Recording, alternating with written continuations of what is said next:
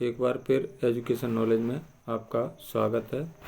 आज हम कक्षा 10 के विद्यार्थियों के लिए सामाजिक विज्ञान के एक शब्द एक वाक्य के प्रश्न लेकर आए हैं। तो ये प्रश्न आपकी परीक्षा की दृष्टि से बहुत ही महत्वपूर्ण है, तो इनको आज हम हल करेंगे।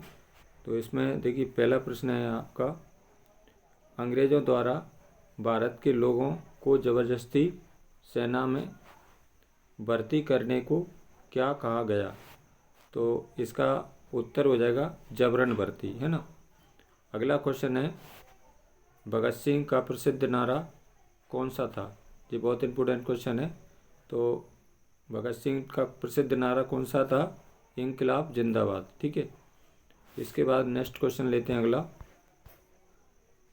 अगला प्रश्न क्रमांक 3, साइमन कमीशन भारत कब आया?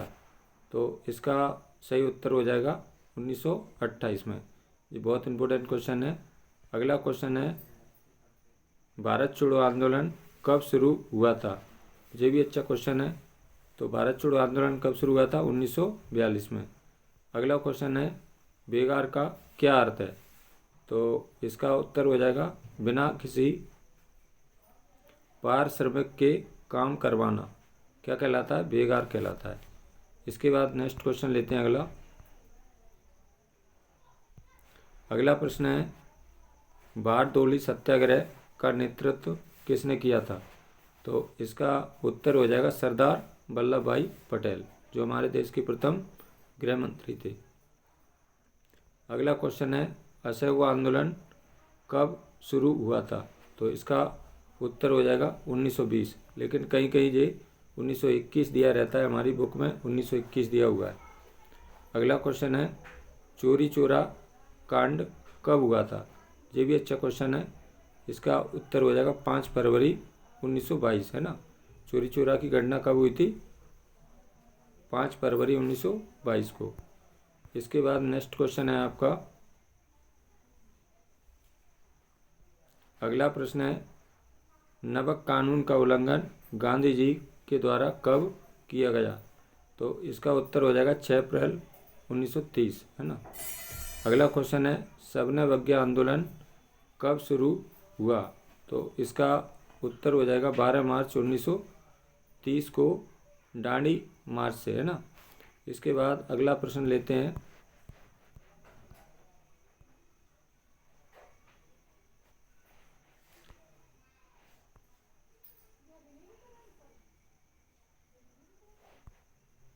अगला प्रश्न है आपका, भगत सिंह राजगुरु सुखदेव को किस वर्ष फांसी की सजा हुई थी? है ना। भगत सिंह राजगुरु सुखदेव को किस वर्ष फांसी की सजा हुई थी? तो इसका उत्तर हो जाएगा 23 मार्च 1931, है ना। अगला क्वेश्चन है, किस महान स्वतंत्रता सेनानी का निधन साइमन कमीशन के विरोध के दौरान घायल होने से हुआ? तो इसका उत्तर हो जाएगा लाला लाजपत राय, है ना। इसके बाद नेक्स्ट क्वेश्चन लेते हैं। अगला प्रश्न है आपका, अगला प्रश्न है, करो या मरो का नारा किस आंदोलन की उपज है? यानी करो या मरो का नारा किस आंदोलन में दिया गया था? तो इसका उत्तर हो जाएगा भारत छोड़ो आंदोलन में, है ना। अगला क्वेश्चन है, साइमन कमीशन भारत कब आया था? तो ये साइमन कमीशन 1928 में भारत आया था, है ना। इसके बाद नेक्स्ट है आपका, अवध किसान सभा का गठन किन लोगों के नेतृत्व में हुआ? तो इसका उत्तर हो जाएगा जवाहरलाल नेहरू तथा बाबा रामचंद्र, है ना। इसके बाद नेक्स्ट क्वेश्चन लेते हैं अगला प्रश्न है आपका, बहिष्कार शब्द का अर्थ क्या है?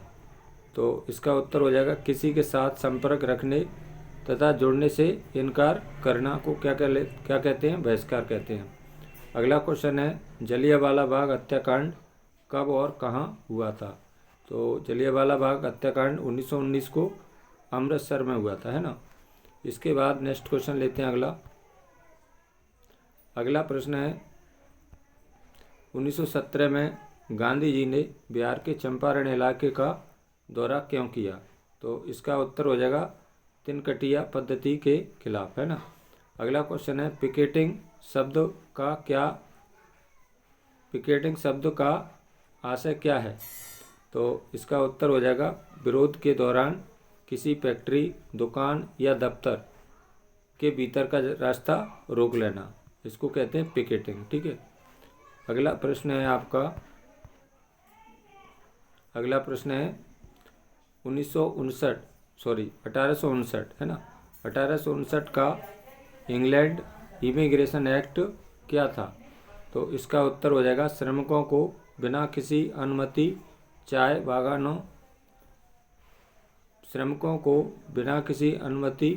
बागान छोड़ने की अनुमति नहीं थी, है ना।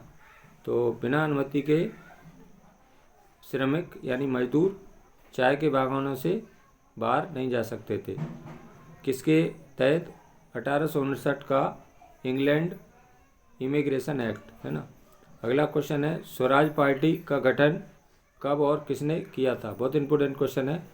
तो स्वराज पार्टी का गठन 1 जनवरी 1923 को देशबंधु चित्तरंजन दास तथा मोतीलाल नेहरू ने किया था, है ना। देशबंधु चित्तरंजन दास और मोतीलाल नेहरू। इसका सन कौन सा हो जाएगा? 1 जनवरी 1923। इसके बाद अगला क्वेश्चन है आपका बारदोली सत्याग्रह क्या है? तो इसका उत्तर हो जाएगा भू राजस्व के खिलाफ गुजरात के किसानों का आंदोलन, ठीक है। अगला क्वेश्चन है कांग्रेस के किस अधिवेशन में असहयोग आंदोलन पर स्वीकृति की मोहर लगी? तो इसका सही उत्तर हो जाएगा नागपुर अधिवेशन 1920 में, है ना। इसके बाद नेक्स्ट क्वेश्चन है अगला प्रश्न है आपका पूना पैक्ट क्या है?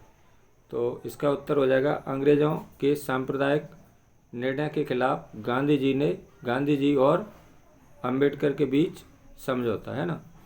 तो इसके बाद नेक्स्ट क्वेश्चन है क्रांति मानव जाति का जन्मजात अधिकार है जिसका अपहरण नहीं किया जा सकता, यह किसने कहा है? तो ये बहुत अच्छा क्वेश्चन है, ये कहा है भगत सिंह ने, ठीक है। इसके बाद नेक्स्ट क्वेश्चन लेते हैं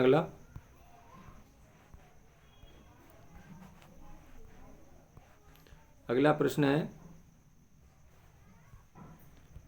असम का लोकप्रिय गीत ओ मोर अनुपम अपनर देश, है ना, किसने लिखा है ना। तो इसका सही उत्तर हो जाएगा लक्ष्मीनाथ बेजबरुआ। अगला क्वेश्चन है भेल, बहुत इंपॉर्टेंट क्वेश्चन है, भेल उद्योग कहाँ स्थित है? तो ये कहाँ पर स्थित है? भोपाल में स्थित है, यानी भेल उद्योग कहाँ पर स्थित है? भोपाल में। अगला क्वेश्चन है टिस्को किस प्रकार का उद्योग है? तो टिस्को किस प्रकार का उद्योग है? निजी उद्योग है, ठीक है। इसके बाद नेक्स्ट है आपका अगला प्रश्न है बॉक्साइट किस उद्योग के लिए कच्चा माल प्रयुक्त होता है? तो इसका सही उत्तर हो जाएगा एल्युमिनियम उद्योग, है ना। अगला क्वेश्चन है स्वामित्व के आधार पर उद्योग को कितने वर्गों में बांटा गया है? तो स्वामित्व के आधार पर उद्योग कितने प्रकार के होते हैं? 4 प्रकार के, ठीक है। इसके बाद नेक्स्ट क्वेश्चन है अगला प्रश्न है उद्योग के लिए मुख्य आधार क्या होता है? तो उद्योग के लिए मुख्य आधार क्या होता है? कच्चा माल, ठीक है। अगला क्वेश्चन है चूना पत्थर किस उद्योग में कच्चे माल के रूप में प्रयुक्त होता है? ये बहुत इंपॉर्टेंट क्वेश्चन है, तो इसका सही उत्तर हो जाएगा सीमेंट उद्योग, ठीक है। इसके बाद नेक्स्ट क्वेश्चन लेते हैं अगला प्रश्न है आपका भारत का कौन सा नगर इलेक्ट्रॉनिक उद्योग की राजधानी है? बहुत इंपॉर्टेंट क्वेश्चन है, तो इसका उत्तर हो जाएगा बेंगलुरु। अगला क्वेश्चन है भद्रावती में कौन सा उद्योग स्थापित है? तो इसका उत्तर हो जाएगा लोहा इस्पात उद्योग। भद्रावती कहाँ पर स्थित है? पश्चिम बंगाल में, ठीक है। इसके बाद नेक्स्ट क्वेश्चन लेते हैं अगला प्रश्न है आपका भारत में निजी क्षेत्र का प्रथम लोहा इस्पात कारखाना या संयंत्र कहाँ स्थापित हुआ था? तो इसका उत्तर हो जाएगा जमशेदपुर, जो कहाँ पर है? झारखंड राज्य में स्थित है। अगला क्वेश्चन है इस्पात को कठोर बनाने के लिए किस किस धातु का उपयोग किया जाता है? तो इस्पात को कठोर बनाने के लिए किस धातु का उपयोग किया जाता है? मैग्नीज का। ठीक है, इसके बाद नेक्स्ट क्वेश्चन लेते हैं अगला। अगला प्रश्न है आपका, लोहा इस्पात उद्योग के लिए लौह अयस्क, कोकिंग कोल तथा चूना पत्थर को कितना अनुपात होता है? तो इसका अनुपात होता है 4:2:1, है ना। इसके बाद नेक्स्ट क्वेश्चन है, उपभोक्ता उद्योग क्या है? तो उपभोक्ता उद्योग दैनिक उपयोग की वस्तुओं का उत्पादन करते हैं। ठीक है, अगला प्रश्न है आपका, मानव विकास सूचकांक की गणना किसके आधार पर की जाती है? तो मानव विकास सूचकांक की गणना के लिए क्या क्या देखा जाता है? जीवन प्रत्याशा, साक्षरता दर, प्रति व्यक्ति आय और स्वास्थ्य, इन सबको देखा जाता है। ठीक है, अगला क्वेश्चन है, प्रति व्यक्ति आय ज्ञात करने का सूत्र बताइए। तो प्रति व्यक्ति आय बराबर क्या होता है? राष्ट्रीय आय बटे में देश की कुल जनसंख्या। ये बटे का निशान है, यानी कि ये प्रति व्यक्ति आय का सूत्र क्या है? प्रति व्यक्ति आय बराबर राष्ट्रीय आय बटे में देश की कुल जनसंख्या। प्रति व्यक्ति आय को हम औसत आय भी कहा जाता है। ठीक है, इसके बाद नेक्स्ट क्वेश्चन लेते हैं अगला। अगला प्रश्न बहुत अच्छा क्वेश्चन है, 41 नंबर का। राष्ट्रीय आय का वित्त वर्ष क्या है? तो ये बहुत इंपॉर्टेंट क्वेश्चन है। राष्ट्रीय आय का वित्त वर्ष क्या होता है? भारत में 1 अप्रैल से 31 मार्च तक राष्ट्रीय आय का वित्त वर्ष होता है, 1 अप्रैल से 31 मार्च तक। अगला क्वेश्चन है, कामकाजी महिलाओं के लिए किस प्रकार का वातावरण आवश्यक होता है? तो उनके लिए क्या होना चाहिए? सुरक्षित और संरक्षित वातावरण होना चाहिए। ठीक है, इसके बाद अगला प्रश्न है आपका, देशों में उत्पादित वस्तुओं तथा सेवाओं का कुल मूल्य तथा विदेशों से प्राप्त शुद्ध आय के योग को क्या कहा जाता है? तो उसको क्या कहते हैं? राष्ट्रीय आय कहते हैं। अगला क्वेश्चन है, भारत में किस राज्य में शिशु मृत्यु दर सबसे कम है? तो ये बहुत इंपॉर्टेंट क्वेश्चन है, तो इसका उत्तर हो जाएगा केरल, यानी केरल में शिशु मृत्यु दर सब राज्यों से कम है। ठीक है, इसके बाद अगला प्रश्न है आपका, हरियाणा, केरल तथा बिहार राज्य में किस राज्य की प्रति व्यक्ति आय सबसे अधिक है? तो सबसे अधिक धनी राज्य कौन सा हो जाएगा? हरियाणा हो जाएगा। ठीक है, और सबसे निर्धन राज्य कौन सा है भारत का? बिहार है। ठीक है, यदि सबसे निर्धन या गरीब राज्य है तो बिहार है, और सबसे अधिक प्रति व्यक्ति आय वाला राज्य कौन सा है? हरियाणा। अगला क्वेश्चन है, किस संगठन ने मानव विकास रिपोर्ट तैयार की है? तो मानव विकास रिपोर्ट कौन सा संगठन करता है? यूएनडीपी। बहुत इंपॉर्टेंट क्वेश्चन है। विश्व बैंक की विश्व विकास रिपोर्ट किसके द्वारा की जाती है? यूएनडीपी के द्वारा। ठीक है, इसके बाद नेक्स्ट क्वेश्चन लेते हैं। अगला प्रश्न है आपका, 2016 की मानव विकास सूचकांक की रिपोर्ट के अनुसार भारत कौन सा आय वर्ग वाला देश है? तो भारत कौन सी आय वर्ग वाला है? मध्यम आय वर्ग वाला देश है। इसकी प्रति व्यक्ति आय क्या है प्रति वर्ष? $6,700 प्रति वर्ष, है ना। जिन देशों की प्रति व्यक्ति आय आप देखेंगे 49,300, है ना, 49,300 $, 49,300 या उससे अधिक होती है, उसको हम क्या कहते हैं? उसको कहते हैं हम समृद्ध देश, है ना। और जिन देशों की प्रति व्यक्ति आय 2,500 या उससे कम होती है उसको कौन सा? निम्न आय वाला देश कहा जाता है। लेकिन हमारा देश कैसा है? भारत मध्यम आय वाला देश है। इसकी प्रति व्यक्ति आय क्या है? $6,700 प्रति वर्ष, है ना। तो इसमें देखिए सबसे समृद्ध देश कौन सा कहलाएगा? जिसकी प्रति व्यक्ति आय 49,300 या उससे अधिक होती है ना। और सबसे गरीब या निम्न आय वर्ग वाला देश कौन सा कहा जाएगा? जिन देशों की प्रति व्यक्ति आय 2,500 या उससे कम होती है उसको निम्न आय वर्ग वाला देश कहा जाता है। तो हमारा मध्यम देश कौन सा है? मध्यम आय वर्ग वाला देश है। ठीक है, इसके बाद नेक्स्ट क्वेश्चन लेते हैं अगला प्रश्न है, लोगों के लिए विकास के लक्ष्य कैसे होते हैं?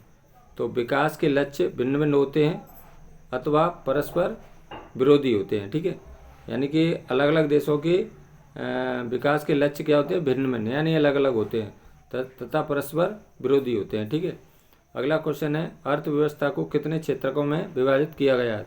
तो भारतीय अर्थव्यवस्था को कितने क्षेत्रों में, 3 क्षेत्रों में विभाजित किया गया है, प्राथमिक क्षेत्र, द्वितीयक क्षेत्र और तृतीयक क्षेत्र। इसके बाद अगला क्वेश्चन है, ये कई बार परीक्षा में पूछा जा चुका है, किस क्षेत्र के श्रमिक वस्तुओं का उत्पादन नहीं करते। तो इसका सही उत्तर क्या हो जाएगा, तृतीय क्षेत्र के जो श्रमिक होते हैं वो वस्तुओं का उत्पादन नहीं करते। अगला क्वेश्चन है विकास की प्रारंभिक अवस्था में सबसे महत्वपूर्ण कौन सा क्षेत्रक है। तो इसका सही उत्तर हो जाएगा प्राथमिक क्षेत्रक। ठीक है, इसके बाद अगला क्वेश्चन है सबसे अधिक वृद्धि किस क्षेत्र में हुई है। सबसे अधिक वृद्धि किस क्षेत्र में हुई है, सेवा क्षेत्र में। इसको हम तृतीय क्षेत्र भी कहते हैं ना। अगला क्वेश्चन है किस क्षेत्र के श्रमिकों में सबसे ज़्यादा अल्प बेरोजगारी है। तो कृषि क्षेत्र में सबसे ज़्यादा अल्प बेरोजगारी पाई जाती है। इसके बाद अगला क्वेश्चन है आपका सेवा क्षेत्र उत्पादन में कितने गुना वृद्धि हुई है। तो सेवा क्षेत्र में कितने गुना वृद्धि हुई है, 5 गुना। ठीक है, इसके बाद नेक्स्ट क्वेश्चन लेते हैं अगला प्रश्न है आपका किस बेरोजगारी को छिपी हुई बेरोजगारी भी कहते हैं। तो प्रचंड बेरोजगारी की छिपी हुई बेरोजगारी कहते हैं, जो किस क्षेत्र में पाई जाती है, प्राथमिक क्षेत्र। इसको हम कृषि क्षेत्र भी कहते हैं। यानी कि सबसे ज़्यादा किस बेरोजगारी को छिपी हुई बेरोजगारी कहते हैं, प्रचंड बेरोजगारी को। प्रचंड बेरोजगारी क्या होती है, किसी कृषि कार्य में क्षमता से अधिक लोगों का लगा होना। अगला क्वेश्चन है भारत में लाखों शिक्षित व्यक्ति के पास रोजगार के अवसर नहीं है, ऐसी बेरोजगारी को क्या कहते हैं। तो इसको ऐसी बेरोजगारी को क्या कहते हैं, खुली बेरोजगारी कहते हैं। इसके बाद नेक्स्ट क्वेश्चन बहुत इंपॉर्टेंट क्वेश्चन है, मनरेगा में कितने दिन के रोजगार की गारंटी दी गई है। तो मनरेगा के अंतर्गत कितने दिन की, 100 दिवस की रोजगार की गारंटी दी गई है। अगला क्वेश्चन है उस प्रक्रिया को क्या कहते हैं जिसमें लोग ग्रामीण क्षेत्रों से शहरों की ओर पलायन करते हैं। तो इसको देखिए आंतरिक आवास नहीं है, इसको कहते हैं शहरीकरण, है ना, शहरीकरण। इसको क्या कहते हैं, शहरीकरण, है ना। इसके बाद नेक्स्ट क्वेश्चन है अगला प्रश्न है आपका आजकल अतिरिक्त नगद को लोग कहाँ जमा करते हैं। तो इसमें इसका उत्तर हो जाएगा बैंक में। यानी जो पैसा बचता है उसको हम अतिरिक्त नगद कहते हैं, तो उसको हम कहाँ जमा करते हैं, बैंक में। अगला क्वेश्चन है भारत में करेंसी नोट कौन जारी करता है ना। तो इसका सही उत्तर हो जाएगा भारतीय रिजर्व बैंक। इसकी स्थापना कब हुई, 1935 में, है ना। तो भारत सरकार की तरफ से करेंसी नोट जारी कौन करता है, भारतीय रिजर्व बैंक यानी आरबीआई। अगला प्रश्न है आपका विनिमय का माध्यम किसे कहा जाता है। तो विनिमय का माध्यम क्या होती है, मुद्रा यानी रुपया, पैसा, है ना। विनिमय का माध्यम, विनिमय का माने क्या होता है, बदलना। हम कोई वस्तु लेने जाते हैं तो हम किससे लाते हैं, मुद्रा से यानी रुपये से। अगला क्वेश्चन है आधुनिक मुद्रा बहुमूल्य धातु से नहीं बनी, फिर भी इसे विनिमय का माध्यम क्यों स्वीकार किया गया है।